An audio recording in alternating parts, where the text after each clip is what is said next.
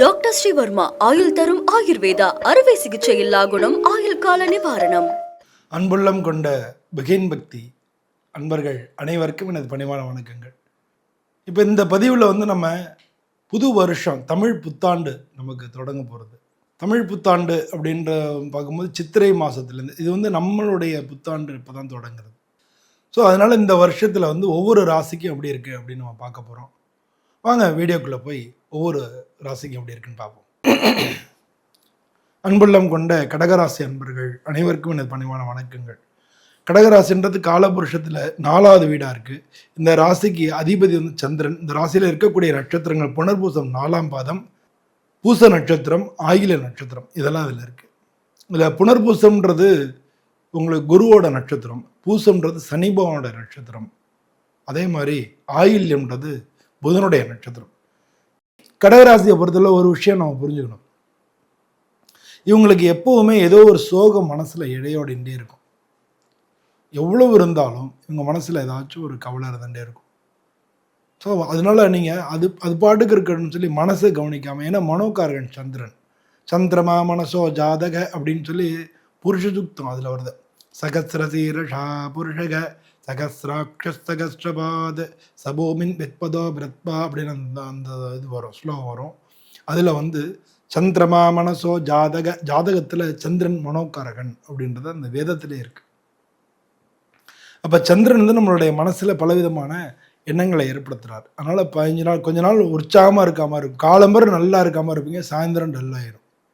இதை நீங்கள் உணர முடியும் கடக ராசியை சேர்ந்தவங்க. உங்களுக்கு இந்த விஸ்வாச வருஷம் இந்த எப்படி இருக்குது, தமிழ் புத்தாண்டு உங்களுக்கு எந்த மாதிரியான பலன்களை தரப்போகிறது அப்படின்னு பார்க்க போகிறோம். உங்களுக்கு இது வரைக்கும் இந்த வருஷம் பிறக்கும் பொழுது முதல்ல அஷ்டமத்து சனி உங்களுக்கு முடிஞ்சிருக்கும். சனி பகவான் உங்களுக்கு 9வது வீட்டில் இருப்பார். அதே மாதிரி இந்த வருஷம் பிறந்த மறு மாதமே குரு பகவான் உங்களுக்கு 12வது வீட்டுக்கு வரார். அதே மாதிரி ராகு கேது உங்களுக்கு 9வது வீட்டிலேருந்து 8வது வீட்டுக்கு போகிறார். ராகு கேது 11வது வீட்டிலேருந்து 12வது வீட்டுக்கு வரார். ஸோ இது உங்களுக்கு எந்த விதமான பலன்களை கொடுக்கும், அதாவது உங்களுக்கு 2-8 ராகு கேது, 11 இருக்கக்கூடிய குரு 12க்கு வந்துடுறாரு. சனி பகவான் உங்களுக்கு 8லேருந்து 9க்கு போகிறார். இதுதான் கிரக சூழ்நிலைகள் இந்த வருஷத்தில் நடக்க போகிறது. அது மட்டும் இல்லாமல் குரு பகவான் அதிசாரமாக இந்த வருஷ கடைசியில் உங்கள் ராசிக்கு ஜென்ம ராசிக்கே வந்துடுறார். அதிசாரமாக அவர் வரதுனால எந்த மாதிரியான பலன்கள் நடக்கும் இதெல்லாம் தான் நம்ம பார்க்க போகிறோம். அதனால் வீடியோ ஸ்கிப் பண்ணாமல் பாருங்கள். இந்த கடகராசியை பொறுத்தளவில் உங்களுக்கு மனசு ரீதியாக கொஞ்சம் பிரச்சனையாக இருக்கும் அப்படின்னு நான் சொல்லிட்டேன். எப்போவுமே பிரச்சனைகள் ஏதானும் ஒன்று மாற்றி ஒன்று கவலைப்பட்டுட்டே இருப்பீங்க. ஆனால் பொதுவாக அந்த மனசு கவலைப்படுறதை விட்டுட்டு நீங்கள் வாழ்க்கையில் முன்னேற்ற பாதையில் மனசை வச்சு முழு மூச்சை அதற்காக தினம் உழைத்து அப்படின்னு சொல்கிறாங்களே, அது மாதிரி நம்ம மனசை முன்னேற்றத்தை நோக்கி வச்சுட்டோம்னா நிச்சயம் வெற்றி உங்கள் பக்கம்தான். ஏன்னா உங்களுக்கு தொழில் ஸ்தானத்துக்கு அதிபதி செவ்வாய். அவர் இந்த காலகட்டங்களில் உங்களுக்கு இந்த வருஷத்தில் உங்களுக்கு நல்ல பலன்களை தரத்துக்கு ரெடியாக இருக்கார். அதை யூஸ் பண்ணி வாழ்க்கையில் நீங்கள் முன்னேறணும் அப்படிங்கிறது தான். 12ஆம் வீட்டில் இருக்கக்கூடிய குரு பகவான் உங்களுக்கு பல பேருக்கு வெளிநாட்டு பயணங்களை ஏற்படுத்துவார். இந்த ராசியை சேர்ந்தவங்க வெளிநாட்டில் இருந்தீங்கன்னா நீங்கள் உள்நாட்டுக்கு வரத்துக்கு, அதாவது இந்தியாவுக்கு திரும்புறதுக்கு வாய்ப்புகள் நிறையா இருக்குது. இந்தியாவிலேருந்து வெளிநாடு பற்றி நீங்கள் யோசிச்சுட்டு இருக்கிறோம் கடகராசி பல பேருக்கு வெளிநாடு போகிறதுக்கான வாய்ப்புகள் நிறையா ஆல்ரெடி உங்களுக்கு வந்திருக்கும். ஆல்ரெடி இதை அனுபவிச்சிருப்பீங்க, ஏற்கனவே உங்களுக்கு கிடச்சிருக்கும். இல்லாட்டினாலும் வரக்கூடிய காலங்கள் நிச்சயமாக வெளிநாடு போகிறதுக்கான வாய்ப்புகள் கிடைக்கும். இதுவரையும் ட்ரை பண்ணி கிடைக்காதவங்க கொலைப்படாதீங்க. 5ஆம் மாதத்துக்கு மேலே நிச்சயமாக கண்டிப்பாக உங்களுக்கு வெளிநாடு போகிறதுக்கான வாய்ப்புகள் கிடைக்கும். புதிய தொடர்புகள் மூலமாக உங்களுக்கு நல்லது நடக்கும். அவங்களுடைய ஒத்துழைப்பு உங்களுக்கு கிடைக்கும்.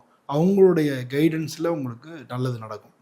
அதே மாதிரி வியாபாரத்தில் புதிய முதலீடுகள், புதுசாக தொடங்கியிருக்கக்கூடிய வியாபாரங்கள் இதெல்லாம் நீங்கள் நல்லா நடக்கும். உத்தியோகத்தில் இருக்கிறவங்களுக்கு ப்ரமோஷன் நிச்சயமாக கிடைக்கும். நீங்கள் போட்டித் தேர்வுகளில் யாரன்னும் இந்த மாணவ செல்வங்க இருந்தாங்கன்னா அவங்களுக்கு ஜெயிக்கிறதுக்கு உண்டான வாய்ப்புகள் ரொம்ப பிரகாசமாக இருக்குது. நீங்கள் இந்த வருஷம் ஜெயிச்சு உங்களுடைய போட்டித் தேர்வில் ஜெயிச்சு நீங்கள் மேற்கொண்டு படிக்கிறதுக்கோ இல்லை வேலை கிடைக்கிறதுக்கோ வாய்ப்புகள் நிறையா இருக்குது. அதனால் மாணவ செல்வங்களுக்கு இந்த வருஷம் மிக நல்லாவே இருக்குது அப்படின்னு நீங்கள் புரிஞ்சுங்க. அதனால் படிப்பு, போட்டித் தேர்வு எல்லாத்துலேயும் ரொம்ப உற்சாகத்தோடு நீங்கள் செயல்படுங்க. ஆனால் வந்து வெறும் ஜோதிடம் மட்டும் போகாது. ஜோதிடம் இருக்குது அப்படின்னு சொல்லி பரீட்சை எழுதாமல் பாஸ் பண்ண முடியுமா? பரீட்சை எழுதணும். அப்போ பரீட்சை எழுதணும்னா நீங்கள் படிக்கணும் இல்லையா? அப்போ வந்து நீங்கள் படிக்கிறதுக்கு உண்டான எஃபோர்ட்ஸ் போடணும். எஃபோர்ட்ஸ் போட்டோம்னா இது டூல்ஸ். இப்போது இதெல்லாம் வந்து ஒரு கம்பு மாதிரி மலை மேலே ஏறுறோம். நம்ம தான் ஏறணும். கம்பு நமக்கு ஹெல்ப் பண்ணும். எல்லோரும் கம்பை பிடிச்சி போவாங்க பார்த்துருக்கீங்களா? கம்பு வந்து ஒரு டூல். அது வந்து கம்பை பிடிச்சி அதை அங்கங்கே வச்சு நம்ம தடுமாறாமல் ஏறுறதுக்கு யூஸ் ஆகும். அதே மாதிரி தான் இதெல்லாம் டூல் யூஸ் பண்ணணும். ஆனால் நம்ம தான் நடக்கணும். அது மாதிரி உங்கள் முயற்சியும் இருக்கணும், இதுவும் உதவி பண்ணும். அப்போ வெற்றி நிச்சயம். இந்த மாதிரியான விஷயங்களை நீங்கள் பண்ணிட்டீங்கனாலே வாழ்க்கையில் வெற்றி வந்து உங்கள் பக்கம்தான்.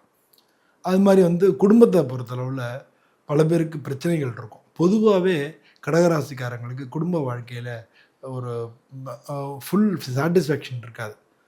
பிரச்சனைகள் உள்ளவங்களாக தான் இருப்பீங்க கடகராசிக்காரங்க. அதனால் குடும்ப ரீதியாக பல பேருக்கு வந்து பிரிவினைகள் ஏற்படுறதுக்கு ஏற்பட்டிருக்கும். அவங்களெலாம் வந்து மறுமணம் பண்ணிக்கிறதுக்கு உண்டான வாய்ப்புகள் நிறையா இருக்குது. நீங்கள் வந்து கல்யாணத்துக்கு முயற்சி பண்ணிகிட்டு இருந்தீங்கன்னா இந்த வருஷத்தில் செப்டம்பர் மாதத்துலேருந்து டிசம்பர் மாதத்துக்குள்ளே உங்களுக்கு திருமண வாய்ப்புகள் கைகூடி வரும்.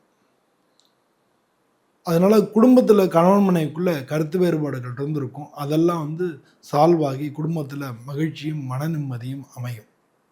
ஸோ இதெல்லாம் வந்து குடும்ப பெண்களுக்கு நடக்கும். உடல்நிலை சம்மந்தப்பட்ட விஷயங்களில் நீங்கள் கொஞ்சம் ஜாக்கிரதையாக இருக்கணும். கொஞ்சம் முக்கியத்துவமும் கொடுக்கணும். ஆல்ரெடி வந்து உங்களுக்கு உடம்பு முடியாமல் இருந்து இப்போ தான் சரியாயிருக்கும். இது நடந்திருக்கும் போன வருஷம். ஸோ அதனால் இந்த வருஷம் வந்து அதுக்காக சரியாயிடுச்சு அப்படின்னு நம்ம பண்ணக்கூடாது. சரியானாலும் உடம்பு வந்து மெயின்டைன் பண்ணணும். அப்போ தான் நல்லது. உடம்புக்கு வேண்டிய உணவு வந்து எப்போவுமே கரெக்டான நேரத்தில் எடுத்துக்கங்க. இல்லாட்டினா வயிறு சம்மந்தப்பட்ட பிரச்சனைகளை நீங்கள் அனுபவிக்க வேண்டி வரும். அதே மாதிரி ஒரு சில பேருக்கு ரொம்ப ரேராக ஸ்கின் அலர்ஜிஸ் வரதுக்கான வாய்ப்புகள் நிறையா இருக்குது. ஸ்கின் அலர்ஜிஸ் வரும். ஒரு சில பேருக்கு குடும்பத்தில் வந்து வாக்குவாதம், குடும்பத்தில் வேறு யாருக்கானும் உடம்பு முடியல, உங்களுக்கு மருத்துவ செலவினங்கள் நீங்கள் செய்ய வேண்டி வரும். ஸோ இதெல்லாம் வந்து இந்த வருஷம் உங்களுக்கு நடக்கிறதுக்காக இருக்குது. நீங்கள் வணங்க வேண்டிய தெய்வங்கள், கடகராசிக்காரர்கள் வணங்க வேண்டிய தெய்வம் அப்படி பார்த்தோன்னா, நீங்கள் ஒவ்வொரு பௌர்ணமி பூஜை அதை பண்ணுங்கள். எங்கேயான பக்கத்துக்குள் நடந்தால் கலந்துக்குங்க. இல்லைன்னா பௌர்ணமி கிரிவலம் போங்க. இல்லாட்டினா எதுவுமே முடியல, பௌர்ணமி அன்னைக்கு சிவன் கோயிலுக்கு போய் தரிசனமான பண்ணிட்டு வாங்க. அது ஒரு விளக்கேற்றி வச்சு தரிசனம் பண்ணுறது மிக மிக நல்லது. ஸோ கடகராசிக்காரர்கள் இந்த மாதிரி இந்த வருஷம் பௌர்ணமியை வந்து விடாமல் நீங்கள் பண்ணிக்கங்க. சந்திராஷ்டமத்தை பார்த்து நடந்துங்க. உங்களுக்கு உங்கள் நட்சத்திரத்துக்கு என்றைக்கு சந்திராஷ்டமம்னு பார்த்து அந்த சந்திராஷ்டம தினங்களில் முக்கியமான முடிவுகள் எதையும் எடுக்க வேணாம். தொலைதூர பிரயாணங்கள் எதுவும் வச்சுக்க வேணாம். இது ரெண்டையும் நீங்கள் வச்சுக்காமல் இருந்தீங்கனாலே உங்களுக்கு வந்து பெரிய பிரச்சனை எதுவும் வராது. வாழ்க்கையில் நிச்சயமாக ஜெயிக்க முடியும்.